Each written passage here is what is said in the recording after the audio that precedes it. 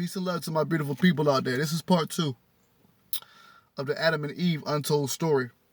Nighttime is upon us. I don't want to leave y'all with just part 1 tonight. I just want to give y'all part 2. It's been a beautiful day all around for me.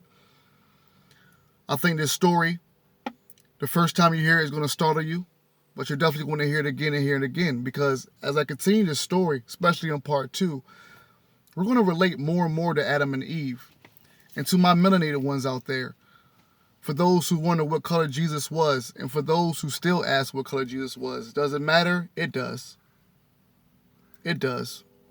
So you can get a big picture as I tell this story, what color Adam and Eve was. And the default that happened will explain a lot about what us as a melanated race go through today. So I want to continue with part 2 of the Adam and Eve untold story, the fruits of temptation. But for my church folks out there, my theologians, you know, when they told us the story of Adam and Eve in church, they said Eve ate from the apple. Eve was tempted by the snake.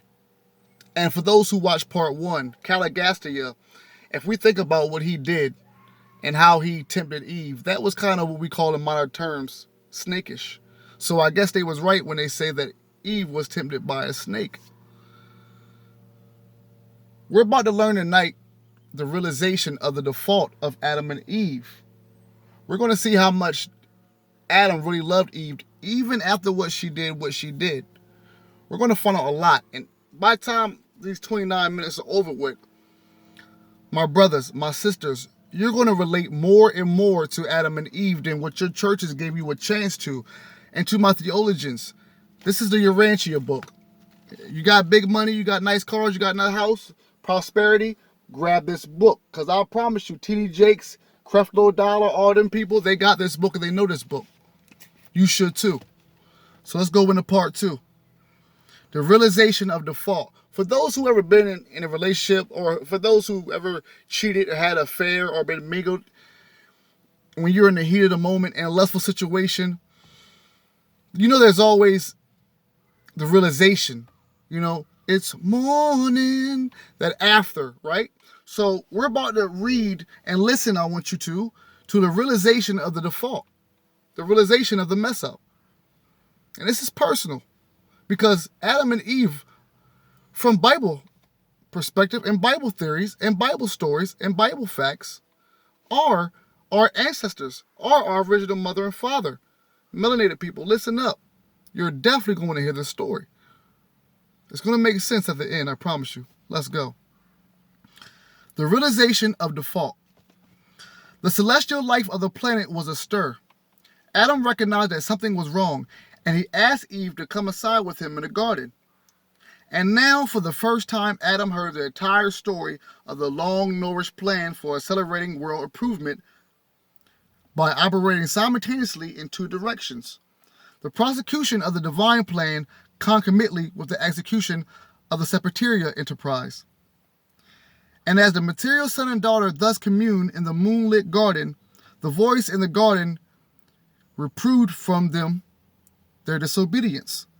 And that voice was none other than my own announcement. And now this is Melchizedek, the Melchizedek talking.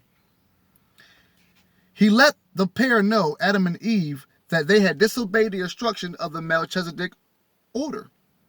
That they had disobeyed the instruction of the Melchizedeks. That they had defaulted in the execution of their oath of trust to the sovereign of the universe. Eve had consented to participate in the practice of good and evil. Listen, please. Good is the carrying out of the divine plans. Sin is a deliberate transgression of divine will. Evil is the misadaptation of plans and the maladjustment of techniques resulting in universe disharmony and planetary confusion. Every time the garden pair had partaken of the fruit of the tree of life, they had been warned by the archangel custodians to refrain from yielding to the suggestions of Caligastia. Every time the garden pair had partaken of the fruit of the tree of life, they had been warned by the archangel custodian to refrain from yielding to the suggestions of Caligastia's to combine good and evil. They have been thus admonished, and I quote, "In the day that you commingle," and that's COMMINGLE, "in the day that you commingle good and evil, you shall surely become as the mortals of the realm, you shall surely die." They were warned that. Eve had told Cain, and for those who are just watching part 2 and haven't listened to part 1, you know that Caligastia, and that's spelled Caligastia.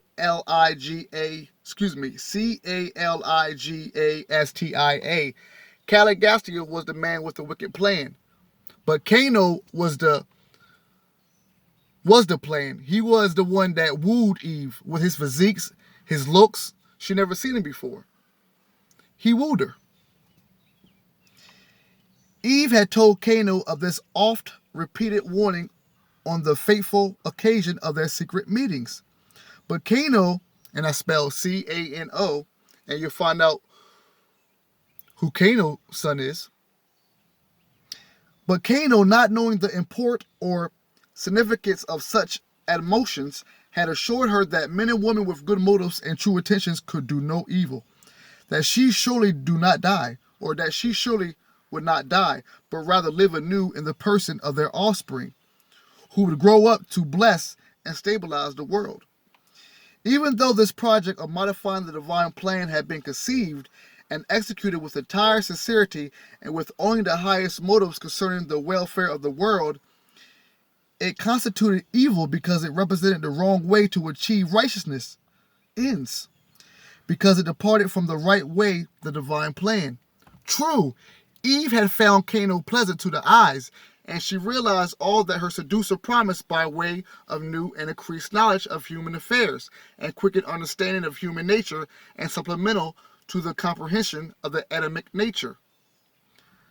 And Melchizedek once again says, "I talk to the father and mother of the violet races."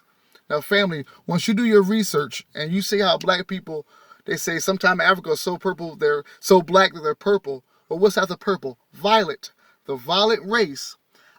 He says, Melchizedek says, "I talked to the father and mother of the violet race that night in the garden, as became my duty under the sorrowful circumstances. I listened fully to the recital of all that led up to the default of Mother Eve, and gave both of them advice and counsel concerning the immediate situation. Some of this advice they followed, some they disregarded. This conference appears in your records as, I quote, the Lord God calling to Adam and Eve in the garden and asking, and I quote again, 'Where are you?' It was the practice of later generations to attribute everything unusual and extraordinary, whether natural or spiritual, directly to the personal intervention of the gods." Plural. Now we're going to the repercussions of default. And listen up closely. Listen up closely. Eve's disillusionment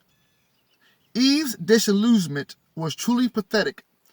Adam discerned the whole predicament, and while heartbroken and dejected, entertained only pity and sympathy for his erring mate. Listen to this. It was in the despair of the realization of failure that Adam, the day after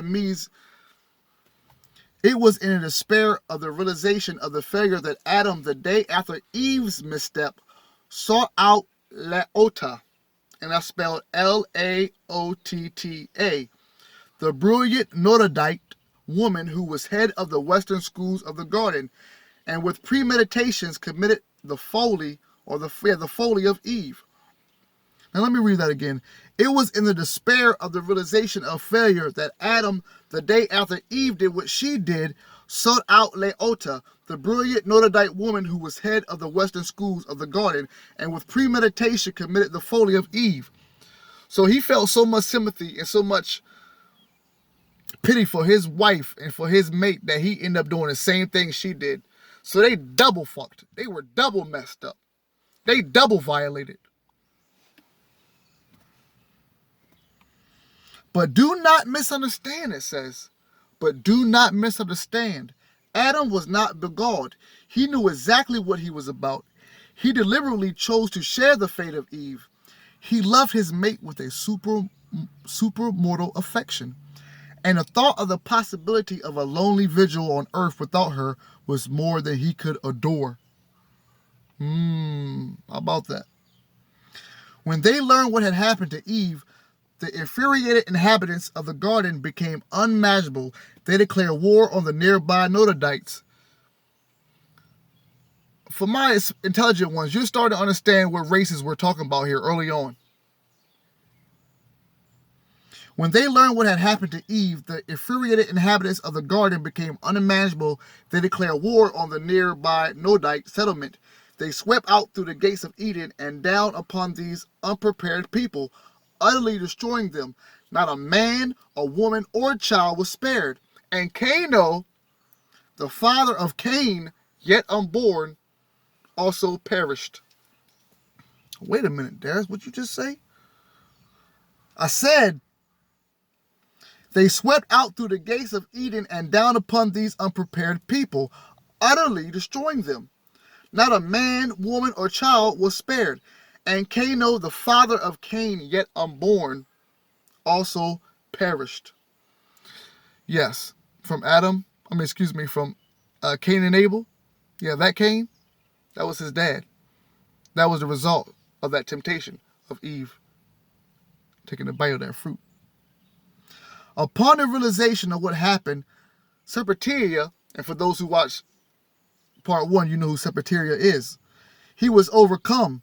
Remember, this was Eve's OG. This is who she took, secret counsels to, like just to make a better way for her and her husband. He was the OG. Upon the realization of what had happened, Pt2 was overcome with consternation and beside himself with fear and remorse. The next day, he drowned himself in a great river. Golly. The consequence of the follies of misguided parents are so often shared by their innocent children. Y'all mind me reading that again? The consequences of the follies of misguided parents are so often shared by their innocent children. The upright and noble sons and daughters of Adam and Eve were overwhelmed by the inexplicable sorrow of the unbelievable tragedy which had been so subtly and so ruthlessly thrust upon them. Not in 50 years did the older of these children recover from the sorrow and sadness of those tragic days. I want y'all to close your eyes once again and put yourself in these people's places and shoes. Not in 50 years did the older of these children recover from the sorrow and sadness of those tragic days, especially the terror of that period of 30 days during which their father was absent from home, while their distracted mother was in complete ignorance of his whereabouts or fate. And those same 30 days was as long years of sorrow and suffering to Eve. Never did this noble soul fully recover from the effects of that excruciating period of mental suffering and spiritual sorrow. No feather of the subsequent deprivations and material hardships ever began to compare in Eve's memory with those terrible days and awful nights of loneliness and unbearable uncertainties. Ladies, are y'all hearing me out there? She learned of the rash act of Pt2 and did not know whether her mate had in sorrow destroyed himself or had been removed. She learned about the plan that her OG had before he died, and now she's concerned about Adam since she didn't know where he was. You know how it is, ladies. You had an argument with your man when he storms out. You don't know where he is. You don't know if he drunk, messed up somewhere, speeding, probably kill himself or somebody else. Eve was going through them same things. Of course, there ain't no whips back then, but you know what I'm saying.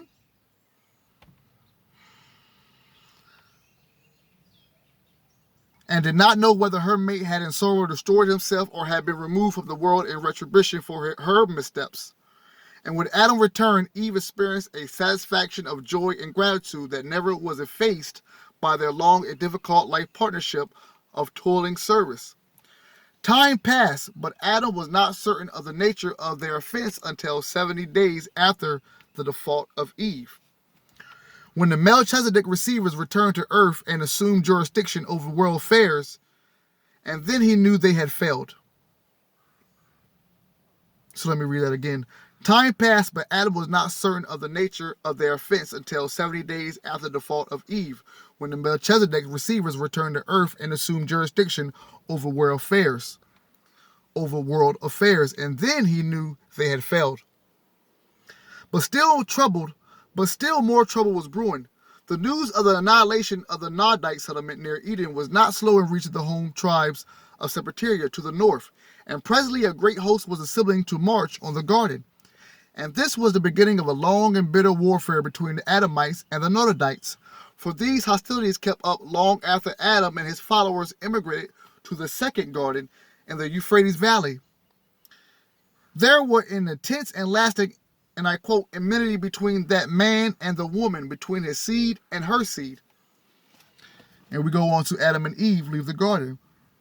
When Adam learned that the Nodadites were on the march, he sought the counsel of the Melchizedeks, but they refused to advise him, only telling him to do as he thought best and promising their friendly cooperation. As far as possible in any course he might decide upon, the Melchizedeks had been forbidden to interfere with the personal plans of Adam and Eve. Adam knew that he and Eve had failed. The presence of the Melchizedek receivers told him that, though he still knew nothing of the personal status of future fate. He held an all-night conference with some 1,200 loyal followers who pledged themselves to follow their leader. And the next day, at noon, these pilgrims went forth from Eden in quest of new homes. Adam had no liking for war and accordingly elected to leave the first garden to the Nodadites unopposed. The caravan, the Edenic caravan, was halted on the third day out from the garden by the arrival of the seraphic transports from Jerusalem. And for the first time, Adam and Eve were informed of what to become of them, their children. While the transport stood by, those children who had arrived at the age of choice, 20 years, were given through the option of remaining on earth with their parents, or of becoming wards of the Most High of Nor-Ladek, and that's spelled Norlatiadek. 2/3 chose to go to Edentia. About 1/3 elected to remain with their parents. All children of pre-choice age were taken to Edentia. No one could have beheld the sorrowful parting of this material son and daughter and their children without realizing that the way of the transgressor is hard. These offspring of Adam and Eve are now on Edentia. We do not know what disposition is to be made of them,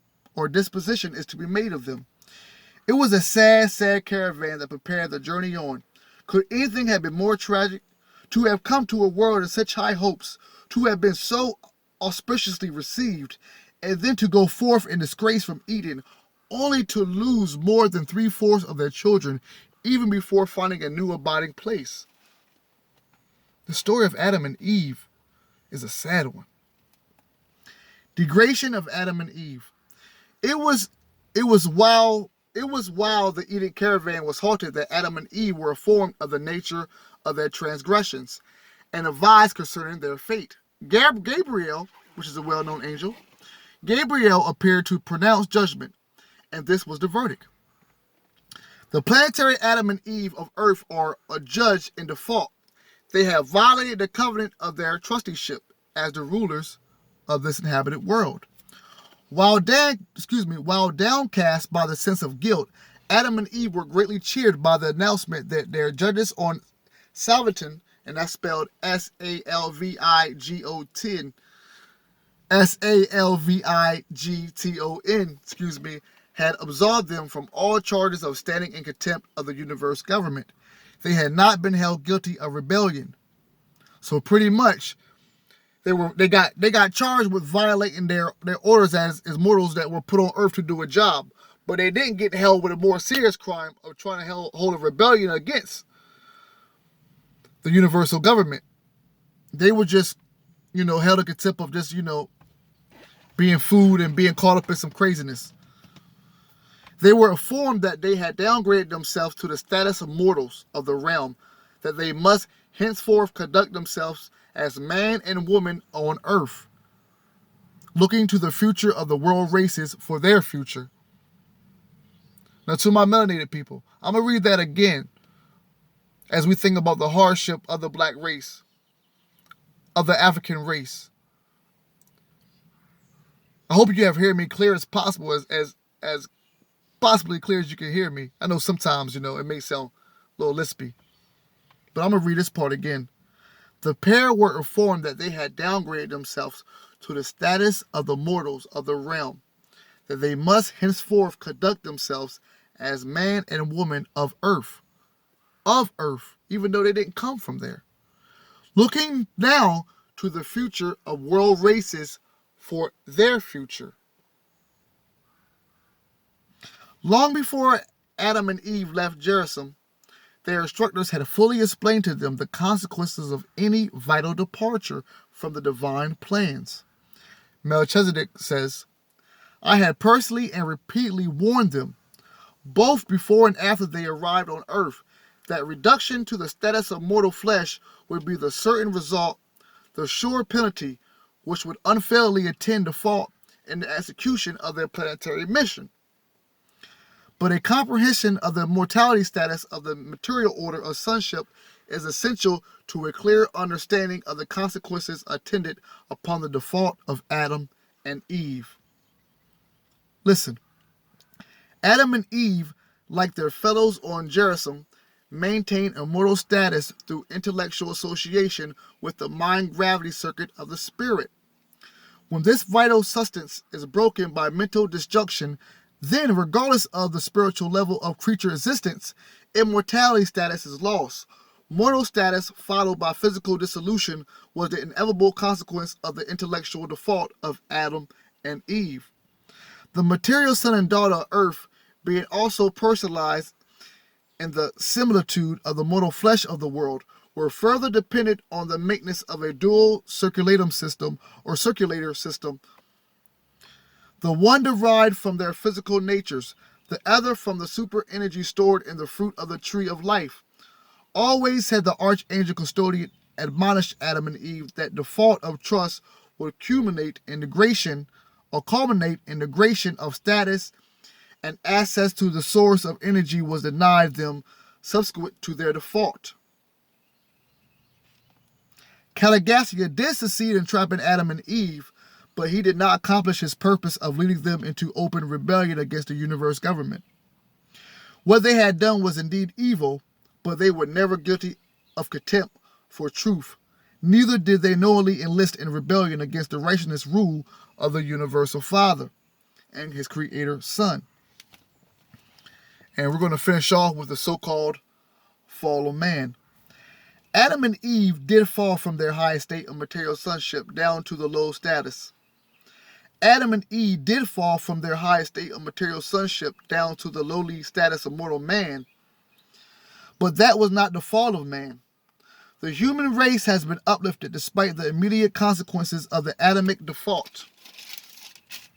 Although the divine plan of giving the violet race to the Urantia people miscarried, the mortal races have profited enormously from the limited contribution which Adam and his descendants made to earth races. There has been no fall of man, and I repeat, there has been no, quote, fall of man. The history of the human race is one of progressive evolution, and the Adamic bestial left the world peoples greatly improved over their previous biological condition. The more superior stocks of Earth now contain inheritance factors derived from as many as 4 separate sources. And these sources are the Anadonites, the Sangites, the Nodites, and the Adamites. Adam should not be regarded as the cause of a curse on the human race. While he did fail in carrying forward the divine plan, while he did transgress his covenant with deity, while he and his mate were most certainly degraded in creature status, notwithstanding all this, their contribution to the human race did much to advance civilization on Earth. In estimating the results of the Adamic mission on your world, justice demands the recognition of the condition of the planet.